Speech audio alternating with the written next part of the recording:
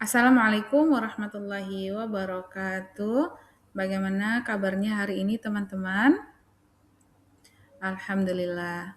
Teman-teman, kembali lagi bersama saya Suci Jayanti dari PKBM Go Digital pada pembelajaran pendidikan agama Islam. Pada pertemuan kedua ini kita akan membahas mengenai lanjutan dari pertemuan sebelumnya, yaitu Quran Surah Al-Ma'idah ayat 48, terjemahan dan kosakata kunci.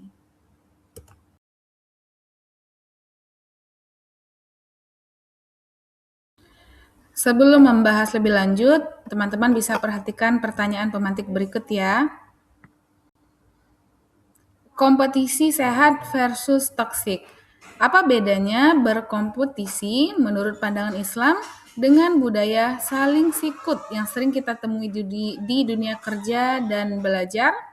Mari temukan jawabannya di ayat ini. Makna kompetisi. Dalam Islam, kompetisi bukanlah tentang menginjak orang lain untuk bisa naik ke puncak, melainkan kompetisi yang diajarkan adalah berlari sekuat tenaga dalam trek masing-masing untuk mencapai ridha Allah Subhanahu wa taala sambil tetap saling menguatkan satu sama lain. Sekarang kita bedah kosakatanya. Kosakata yang pertama adalah bil haqqi. Artinya dengan kebenaran, yaitu Al-Quran diturunkan membawa kebenaran yang mutlak, tidak ada kepalsuan di dalamnya. Dalam dunia nyata, bekerja dan belajar dengan integritas, bukan dengan manipulasi, mencontek, hoaks, atau menipu demi keuntungan sesaat. Kosakata yang kedua yaitu muhaiminan, yakni batu uji atau standar. Al-Quran berfungsi sebagai standar penyaring kebenaran bagi kitab-kitab suci sebelumnya. Hikmahnya adalah jadikan nilai-nilai Al-Quran sebagai batu uji atau standar dalam setiap keputusan yang kita ambil, baik itu saat bekerja maupun saat belajar. Kosakata yang ketiga yakni fastabikul khairat, berlomba-lomba dalam kebaikan. Ini adalah inti dari etos kerja Islami. Kita diperintahkan untuk segera berbuat baik tanpa menunda-nunda, lebih proaktif, lebih rajin, dan selalu mencari celah untuk memberikan manfaat terbaik yang ada di lingkungan kita, bukan untuk menjatuhkan. Kosakata yang keempat yaitu marji'ukum, artinya tempat kembali kamu. Nah, ini mengingatkan kita bahwa tujuan akhir dari segala jerih payah kita di dunia adalah Allah Subhanahu wa taala. Orientasinya adalah akhirat, karena ini akan mencegah kita dari menghalalkan segala cara saat mengejar target duniawi. Selanjutnya yaitu asbabun nuzul atau sebab turunnya ayat ini untuk memahami konteks sejarahnya. Konteks turunnya ayat. Ayat ini yaitu ayat Quran Surah Al-Ma'idah ayat 48 turun ketika Nabi Muhammad SAW diminta memutuskan perkara oleh ahli kitab Yahudi sesuai hukum mereka. Allah menegaskan bahwa Al-Quran diturunkan sebagai penyempurna dan batu uji bagi kitab-kitab sebelumnya, yaitu kitab Taurat, Injil, kitab Zabur juga. Setiap umat memang diberikan syariat atau jalan yang berbeda-beda agar Allah menguji mereka. Namun tujuan akhirnya sama, diwajibkan untuk berlomba-lomba dalam kebaikan berdasarkan kebenaran. Syariat berbeda namun tujuannya sama. Kalau umat terdahulu diberikan syariat atau aturan hukum spesifik sesuai dengan zamannya dan kondisi masyarakatnya saat itu.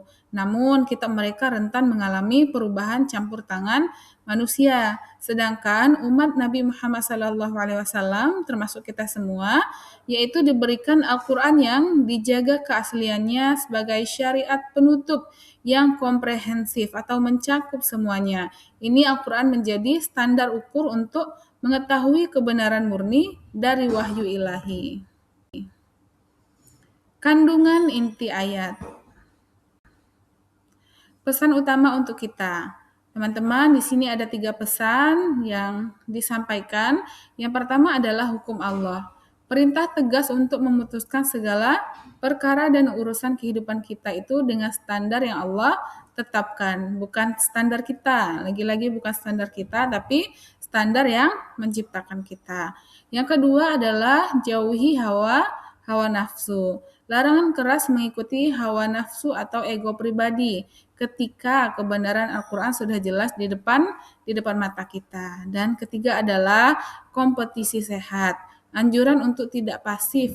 Jadikan perbedaan sebagai arena untuk berlomba-lomba mencetak rekor kebaikan terbanyak. Sikap mental. Ini ada sikap mental berlomba dan menyikut. Kalau berlomba artinya fastabiqul khairat, yaitu fokus memperbaiki kapasitas diri sendiri, merasa senang melihat teman sukses, berbagi ilmu dan peluang kebaikan, serta niatnya karena Allah atau marji'ukum tadi. Sedangkan kalau saling sikut atau hawa nafsu, fokusnya hanya mencari kesalahan orang lain, iri dengki jika teman mendapatkan promosi, menyembunyikan informasi penting dari tim, dan niatnya hanya mengejar materi duniawi yang sesaat. Mengingat titik akhir. Teman-teman, ini yang perlu diingat bahwa hanya kepada Allah lah kamu semua kembali. Ketika lelah bekerja atau jenuh belajar yang menghampiri kita semua, ingatlah bahwa setiap tetes keringat yang dilandasi niat jujur akan menjadi saksi kebaikan kita kelak.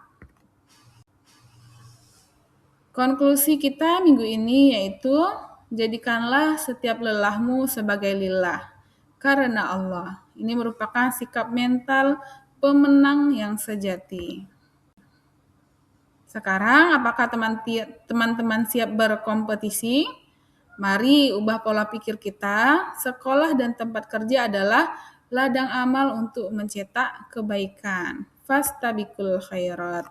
Teman-teman, itulah materi kita pada pertemuan yang kedua ini. Semoga bermanfaat, dan jika ada pertanyaan, teman-teman bisa tanyakan di WA grup kita atau personal chat ke tutor paket C. Terima kasih. Assalamualaikum warahmatullahi wabarakatuh.